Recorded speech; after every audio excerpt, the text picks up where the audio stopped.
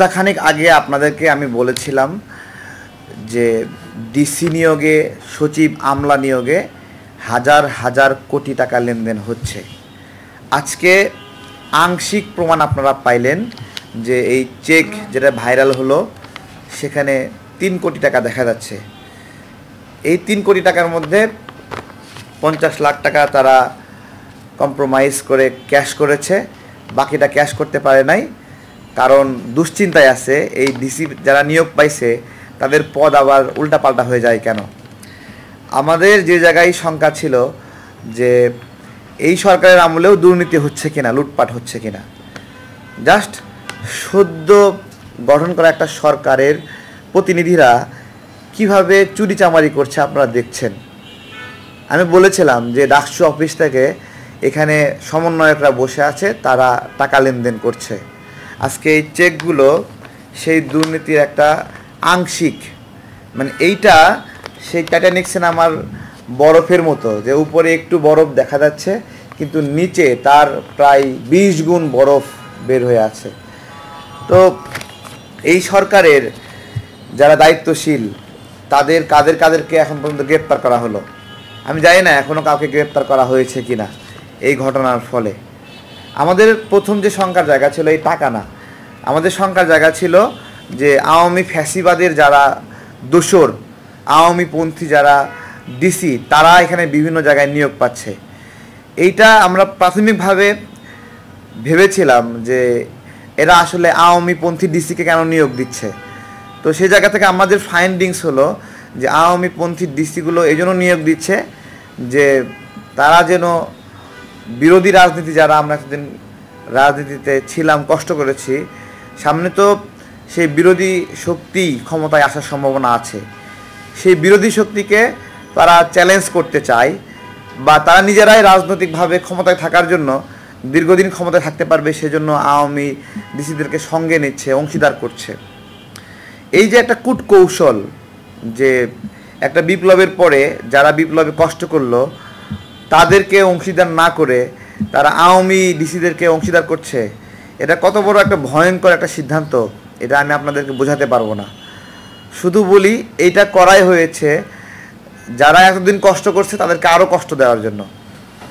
এটা করাই হয়েছে আওয়ামী দোসরদের সঙ্গে পাশাপাশি থেকে শক্তি অর্জন করে ক্ষমতায় থাকার জন্য, এবং এটা দীর্ঘমেয়াদী একটা সূত্রতা। আপনাদেরকে আমি আরও বলেছিলাম যে ইলিশ কেন দিচ্ছে এই সরকার, এইটার সঙ্গেও এই ডিসি নিয়োগের সঙ্গে সম্পর্ক আছে।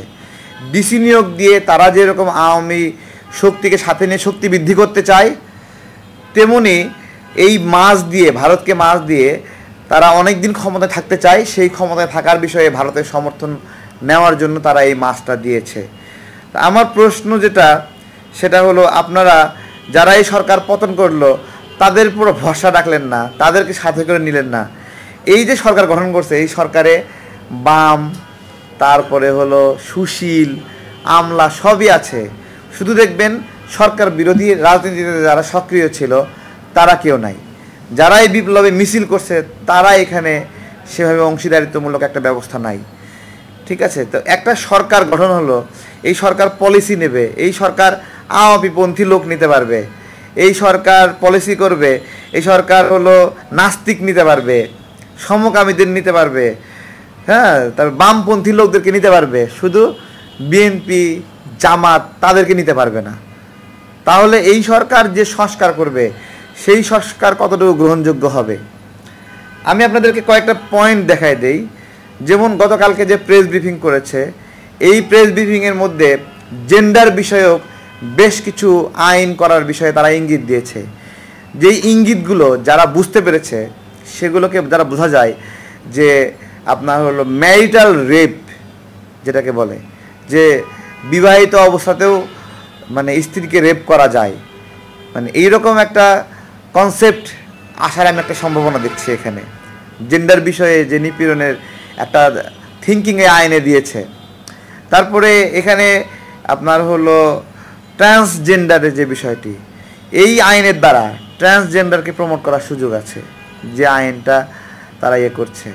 অর্থাৎ জেন্ডার ভিত্তিক বহুবিধি চিন্তা যে আছে, এই চিন্তা বলতে আমরা নারী পুরুষ এই চিন্তাকে বুঝি, আর একটা হলো সৃষ্টিকর্তার সৃষ্টি হিজরা সম্প্রদায়কে আমরা বুঝি, তাই না? এই চিন্তার বাইরেও আরও যে চিন্তাগুলো আছে সেই চিন্তাগুলোর স্পেস রয়েছে।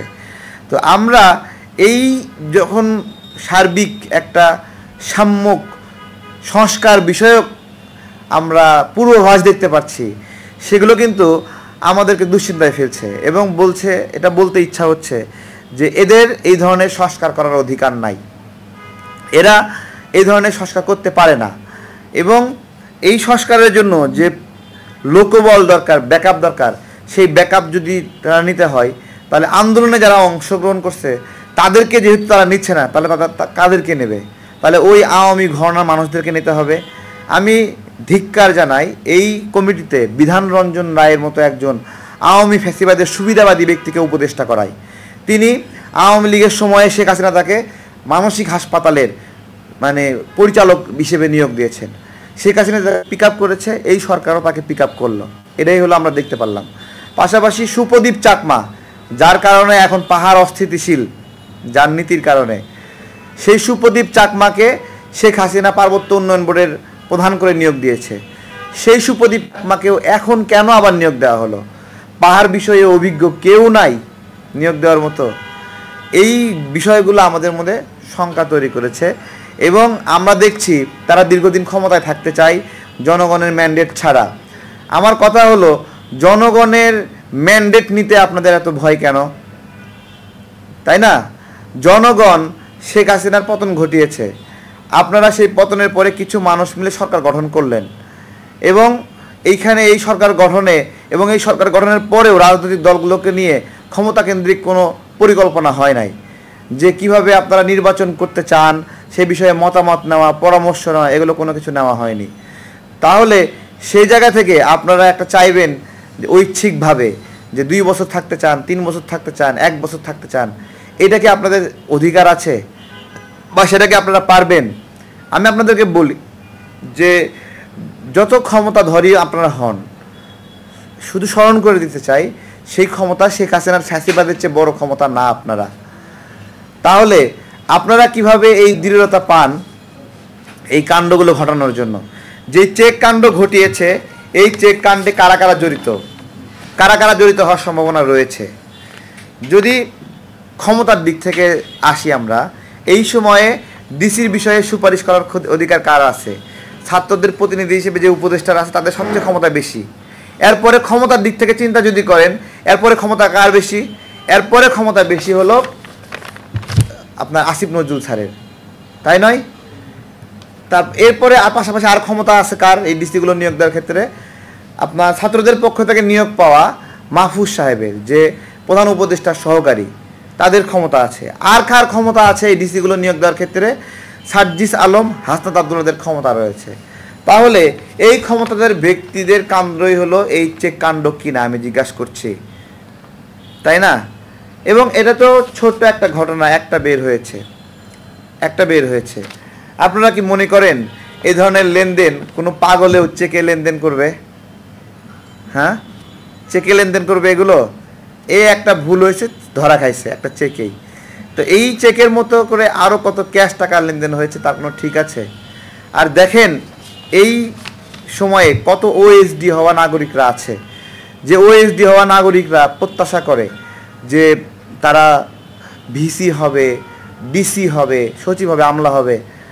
রাজশাহী বিশ্ববিদ্যালয়ের প্রায় 14 বছর ধরে একজন শিক্ষককে ডিপার্টমেন্ট হেড হতে দেওয়া হয় নাই। হ্যাঁ, কারণ তিনি ফ্যাসিবাদের সমালোচক ছিলেন, ঠিক আছে? তিনিও রাজশাহী বিশ্ববিদ্যালয়ের ভিসি হওয়ার জন্য আবেদন করেছিলেন বা চেষ্টা করেছিলেন, যে উনি অনেক দিন আপনার নিপীড়নের শিকার হয়েছেন, কিন্তু পরে দেখা গেল অন্য একজন নিয়োগ পাচ্ছে। তো আমরা এই সংগ্রামে যারা লড়াই করলাম, যে মানুষগুলো, আমি তো বলছি যে উপদেষ্টাগুলো হয়েছে এরা হাসিনার দোসর কিনা প্রমাণ করার জন্য একটা আমি আপনাদেরকে গাইডলাইন দিই যে এই উপদেষ্টারা শেখ হাসিনার দোসর কিনা। এরা সবাই ফেসবুক ব্যবহার করে, তাই না? অথবা এরা ছাত্র আন্দোলনের সমর্থক ছিল কিনা প্রমাণ করতে হবে না? তাহলে এটা প্রমাণ আমরা কিভাবে করতে পারি? এই যারা উপদেষ্টা হয়েছে, আমি আপনাদেরকে চ্যালেঞ্জ করছি যে 18 জুলাই থেকে শুরু করে বা 19 জুলাই থেকে শুরু করে আপনাদের 3 আগস্ট পর্যন্ত, 3 আগস্টের আগে শেখ হাসিনা পতনের সম্ভাবনা তৈরি হয়নি। 3 আগস্টের আগ পর্যন্ত আপনারা ফেসবুক চেক করেন, সকল উপদেষ্টা চেক করেন, চেক করে যদি পান এরা ছাত্র আন্দোলনের সমর্থক ছিল, তাহলে আমি বললাম যে আমার রাজনীতি করার প্রয়োজন নাই। এরা প্রত্যেকেই শেখ হাসিনার নীরব সমর্থক ছিল, 2-1 জন ব্যতীত, অথচ তারা এই সরকার গঠন করছে। আজকে আমরা যে গণতন্ত্রের জন্য দীর্ঘদিন লড়াই করছি, সেই লড়াই আজকে আবার ডুবে যাওয়ার সম্ভাবনা তৈরি হয়েছে।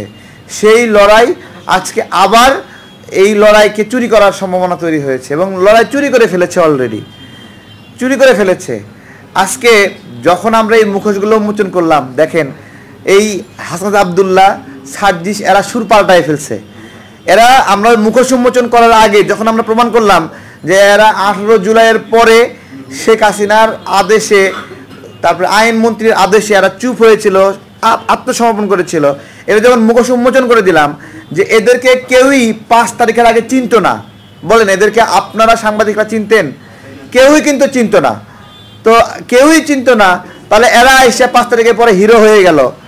আমরা যখন এই মুখোশটা উন্মোচন করে দিলাম, তখন এরা পিঠ বাঁচানোর জন্য বিএনপি এবং জামাতের প্রশংসা করা শুরু করলো। বিএনপি জামাতের প্রশংসা করছে না আবার? কেন প্রশংসা করছে? কারণ এদের মুখোশ উন্মোচন হয়ে গেছে। তো এটা মানুষের নিয়ত দ্বারা তার চরিত্র ফুটে ওঠে, এবং রাজনীতিতে আপনার হলো ফেল করার সুযোগ নাই। কেউ একবার খারাপ হিসেবে প্রমাণিত হলে মানে নাগরিকদের সচেতন থাকতে হবে যে এ একবার যেহেতু খারাপ হয়েছে, এ একবার যেহেতু বিক্রি হয়েছে, এ বারবার বিক্রি হবে।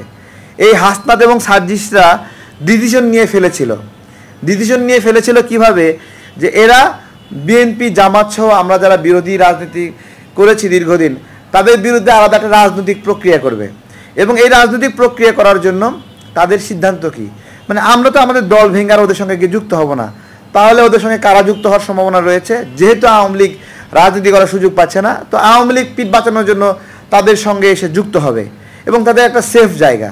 এটাকেও তারা জেনে বুঝে নিয়েছে যে তারা আওয়ামী লীগকে ছাড়া আর কাউকে সাথে পাবে না। এই জায়গা থেকে, এই অবজারভেশন থেকে তারা আওয়ামী লীগকে সাথে করে নিয়ে ফেলেছে, যার কারণেই এরা আওয়ামী লীগ নেতাকর্মীর বাসায় গিয়ে মিটিংগুলো আয়োজন করছে। খুবই ভয়ঙ্কর বিষয়। তো যখন দেখলো যে আসলে বাংলাদেশের প্রত্যেকটি জায়গাতে আমাদের নিয়ন্ত্রণে আছে, রাজনৈতিক দলগুলো নিয়ন্ত্রণে আছে, যখন দেখলো যে সারা দেশের মানুষগুলো মানে আরে ভাই জেলখানায় যে মানুষগুলো জেলে গেছে, সবাই স্লোগান দিচ্ছে শেখ হাসিনার বিরুদ্ধে, নিপীড়িত সবাই স্লোগান দিচ্ছে জিয়ার সৈনিক বলে, তাহলে ওই মানুষগুলো কি এই হাসনাত আবদুল্লাহদের, এটা একটা আন্দোলনের মধ্যে সবাই গিয়ে একসঙ্গে হই হই রই রই করে একটা বিষয়। আর হলো মানে যখন তারা সিদ্ধান্ত নিয়ে ফেলতেছে যে আওয়ামী লীগকে সাথে করে নিয়ে চলবে, আওয়ামী লীগ ডিসিগুলোকে তারা কাজে লাগাবে, তাই না? এই যে চাঁদপুরের যে ডিসি, হ্যাঁ, এই ডিসি তো আওয়ামী লীগের ডিসি, তাই না? এই ডিসিকে সাথে করে নিয়েই কিন্তু বিএনপির মঞ্জু ভাইকে কালার করছে এই হাসনাত আবদুল্লাহরা ত্রাণ বিষয়ে। নোয়াখালীর ডিসিকে সাথে করে নিয়ে কিন্তু বিএনপি নেতাকে ত্রাণ চোর বানাইছে, ত্রাণ ছিনতাইকারী বানাইছে। তাহলে এরা তো আওয়ামী লীগের ডিসি, এরা তো সবসময় চেষ্টা করবে এই কাজগুলো করার। এগুলো সচেতন থাকতে হবে ভাইয়েরা। এখন আমরা জেনে ফেলেছি এদেরকে আর নতুন করে স্পেস দেওয়ার সুযোগ নাই। আমি শুধু আশ্বস্ত করছি, এরা আন্দোলনটা এই ফ্যাসিবাদের কাছে বিক্রি করে দিয়েছিল, ঠিক আছে? তো এই মানে তো রাষ্ট্রটা কাদের হাতে থাকবে? যারা আত্মসমর্পণকারী তাদের হাতে, নাকি এই বিপ্লবে যারা রক্ত দিল তাদের হাতে, যারা গুলিবিদ্ধ হলো তাদের হাতে?